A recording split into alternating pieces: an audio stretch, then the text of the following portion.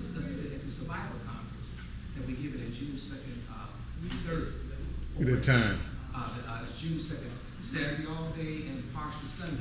We talk about health, your physical health, and your financial health, and things you need to know about foreclosure. Why people stay in the houses upside down?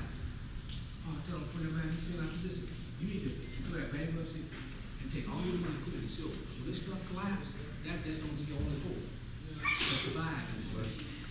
So, this is the information. So, give me the next slide, please. Okay. Clue, world's second and third largest economy. Japan and China are economies to bypass dollar, engage in direct trade. So they're not going to use the dollar no more. They're going to trade on each other's currency. So it says, this is Bloomberg. Japan and China promote direct trading of the yen and yuan without using dollars and will encourage the development of the markets for the exchange to cut costs for the companies. The Japan government said, they are not going to use the dollar, the whole money dollar, which is one half as good as what? Gold. So people said, no, this stuff here got short. So you got the second and third, they're not going to use this stuff no more. So what does that tell us? Next slide, please. China and Russia dropped the dollar in bilateral trade. China and Russia. China and Russia said, we can use the dollar. And what you gonna do about it? You ain't gonna do it like it's like you being Gaddafi and Saddam. You know better than that because we got this hot stuff. You probably know what. And you think you're talking to. So you can begin to see now. It says St. Peter, Russia and China have decided to renounce the U.S. dollar and resort to using their own currency for bilateral trade. That's Premier Vladimir Putin and his Russian counterpart, Vladimir Putin, announced late Tuesday. Again, some of the most powerful countries in the world have begun to reject that. So what does that mean to us as little people? We gotta make a little move and be a little bit quicker, be a little bit more diligent, a little bit more focused. Or else we gonna be outside with this here, and it won't buy what? Nothing. Okay, next slide. China and Iran bypass dollar. Planned oil barter system. Everybody's rejecting the dollar.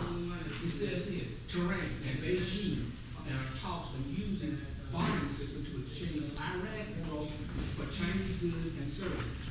The U.S. financial sanctions have blocked China from direct paying for at least $20 billion for oil. The U.S. sanctions against Iran, which makes it extremely difficult to conduct dollar domination business, means that China could owe the oil-rich nation as much as $30 billion, according to the people familiar with the problem. So what they did is basically, when countries trade, they trade with $10 to $15 to $20 billion a day. They use wire transfer. They transfer the dollars. So then, I know because I was invested, so when they say, you know what, we're going to fix your brother. The man says, white man don't understand, but the whole system. They said, listen, you ain't acting right. You don't do what we tell you. We're going to cut you out of the system. So you can't trade, nobody can use dollars. So how you going to move $20 billion around? So that's what they did. They said, we got something for you. We're going to trade in gold. So next slide, please. Sanctions got India to pay gold. India to pay gold for Indian oil. China made what? Follow. So they said, usually, let me hook you on. In order to buy oil on the world market, you have to buy it in what? Dollars. So if you're a Chinese, you're gonna sell ribbon. If you're a Japanese, you sell your yen and get dollars. If you're in Europe, you wanna buy oil, you sell your euro and get dollars, and you go to the air and say, I got my dollars, because I done made the exchange, and that's how I done it. So it's always based in dollars. But the dollar currency, called the petrodollar, is not worth anything. My point is, what is my point? The point is everybody's clean. That's what I told you about that night. It says India has reported agreed to pay Tehran in gold. And they said in gold. It didn't say in paper, pay them in gold for the oil it buys. In a move aimed at protecting the ally, that's India, from the U.S. sanctions targeting countries who trade with Iran. So what the United States said is this: we put the sanction on Iran, and anybody trade with it, you got a problem with us.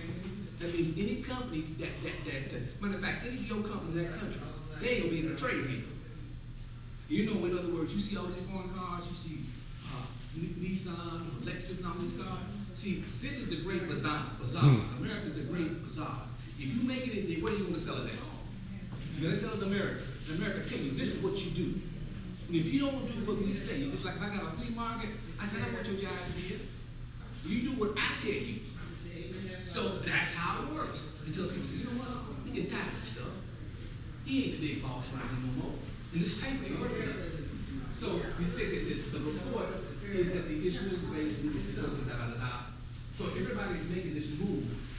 And China says, you know what, I'm thinking about buying gold. And India buys $12 billion worth of oil from Iran. They said, we're going to pay it in gold. Now, if you had a choice, would you take $12 billion in paper, U.S. money, or would you take $12 billion in gold? That's it. That's how it's run. So I'm getting to see how the nations of the world have already made the change. Next slide, please. Okay, China is reducing holdings. This is completely. China is the largest. We owe China $1.5 trillion. I didn't say big. I didn't say million. I said $1 trillion, almost $2 trillion. We hold their paper bonds, their bonds and stuff. And they look at this stuff and say, listen, your money's getting shaky.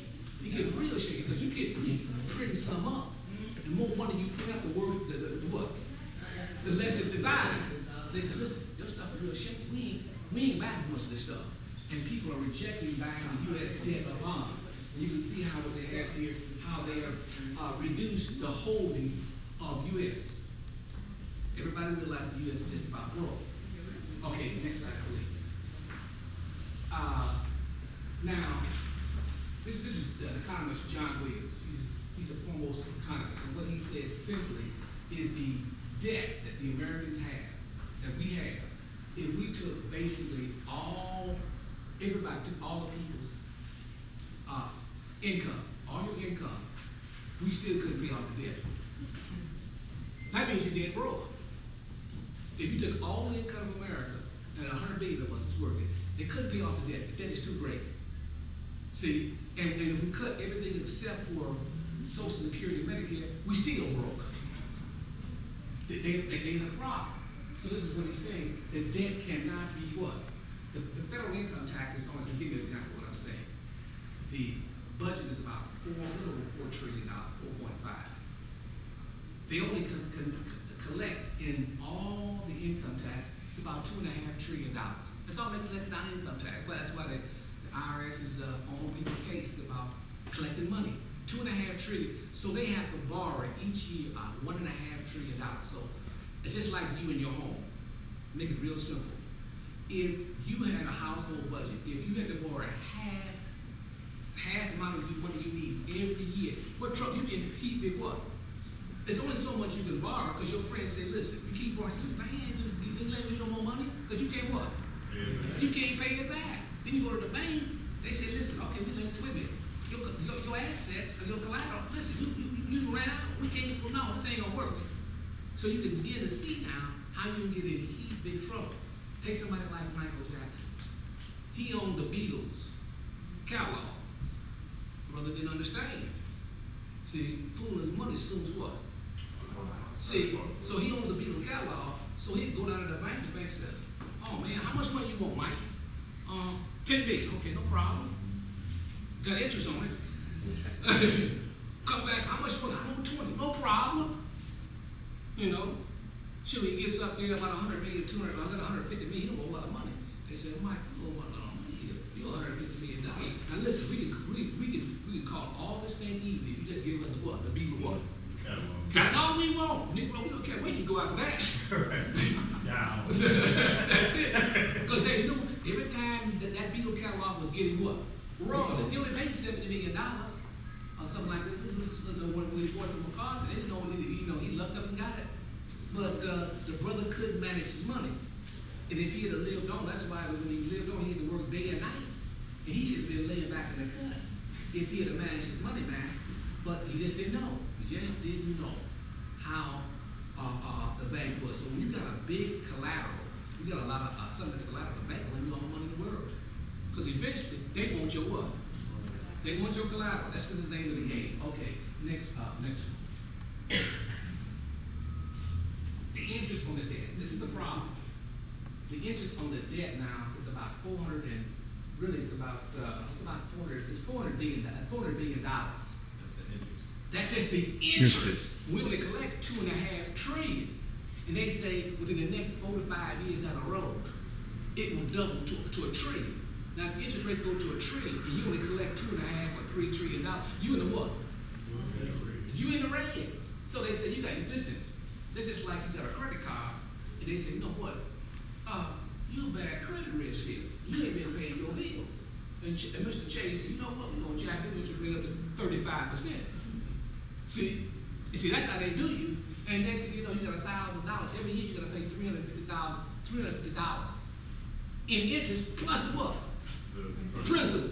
And they keep adding up. You say, you know what? I can't get out of this. That's how that goes.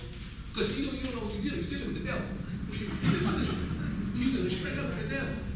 And see, unless you know how to manage the system, it's a wonderful system if you know how to play the game, if I can say it. So you can see this is the problem. Okay, interest on the debt. Okay, here's the deficit. Here's Obama's deficits: 10, 11, 12. 1.2, 1.3. This is trillion. 1.2 trillion, 1.3 trillion, 1.3. Now we know Bush messed it up and everybody else messed it up. That doesn't make it a difference. The point is, by the time we got a $15 trillion budget deficit, by the time you get out, it'll probably be at least 20, 21 trillion. So the interest rates will probably double. And the country, at that point, people will say, you know what, we double dollars, but this stuff ain't stable because we print too much money. Too much money. Okay, next slide, please. Okay, here you can see the annual deficits of the government. This is all line figures. They say it's gonna go down. How's it gonna go down if you got all these people who are unemployed? They done shipped all the jobs to China. They walk around and say, you know what? We ain't got no tax base. Well, I know we ain't got no tax base because all the jobs are in China and in Asia. And they're the only ones that got the money. So you look at Canada, US, all in Europe, these all white nations, they broke. All the money is over in Asia. And they had to, who would ever in their life would think that a white man would go over to Asia and ask somebody for some money? That's unbelievable. They're companies too. Say, man, we dead broke. We gotta go ask our enemies for some money. I said, man, there's something wrong. Something wrong somewhere. Okay, this is the tax thing. Let me just roll through. This just shows you how deep we're in debt. They collected roughly $2.5 trillion a year, and they don't have enough to cover the what? The debt. The debt is moving up faster than their revenue, and at some point the interest can't be paid. And at that point, they default with Obama, all hell break loose here. Because then gold will go through the six. Okay, next one. The next slide, please. This is okay. U.S. budget deficit renewed China's dollar concern. Now remember, China is holding all our bonds and paper, and the bonds are based on dollars. Now, if them bonds are getting more and more worthless, them Chinese man said, who you think you're messing with? You owe me $1 trillion, man, and your money is getting funny. And you know what? We got to get rid of this stuff because it's not holding its value. It is not holding its value. So it says here, here's February 2010. Chinese economists are again concerned about the value of the country's denominated assets after the United States government budget plan unveiled Monday forecast a record deficit. Now, in other words, the Chinese are the creditors. The Bible says this. It says the borrower is subject to the what? To the lender. You don't have no authority to tell Mr. Chase nothing about your credit card. He called you tomorrow, but if he don't like the way if you figure that he can get paid, you can be in Timbuktu, you can be in Mississippi, he'll cancel your credit card. You say, I can't get back home. Tough luck. You better pay us.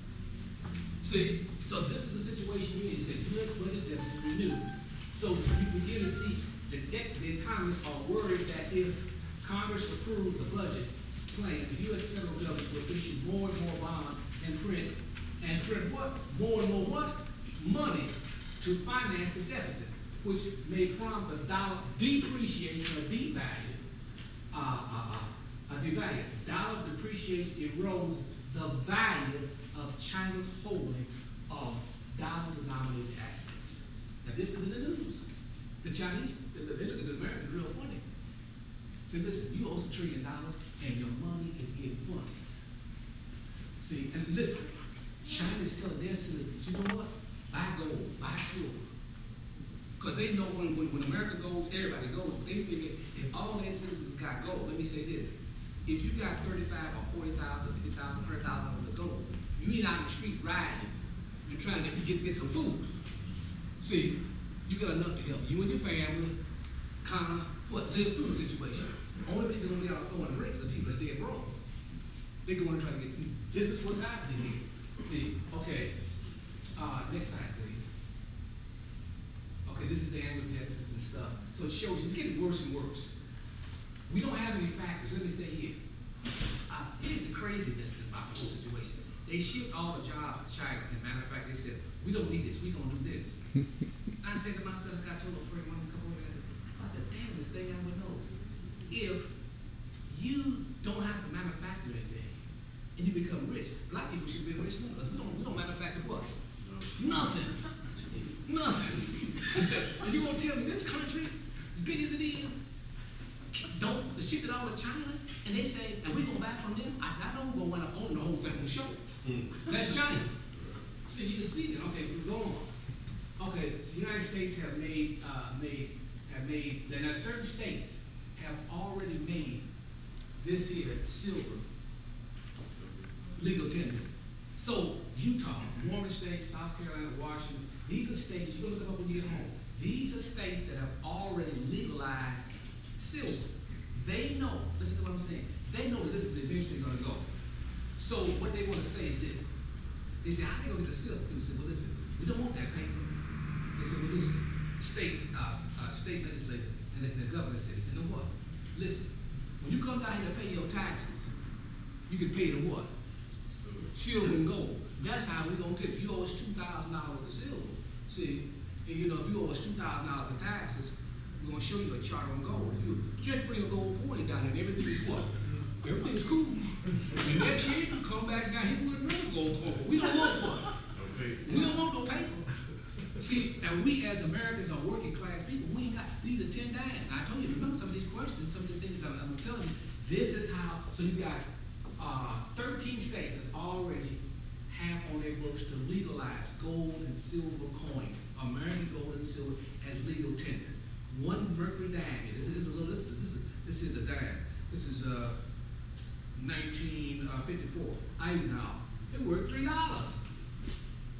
$3. This is even says a pure silver dime. See, a quarter's worth $6. $half worth 12, and we call it $4. The slang for black silver.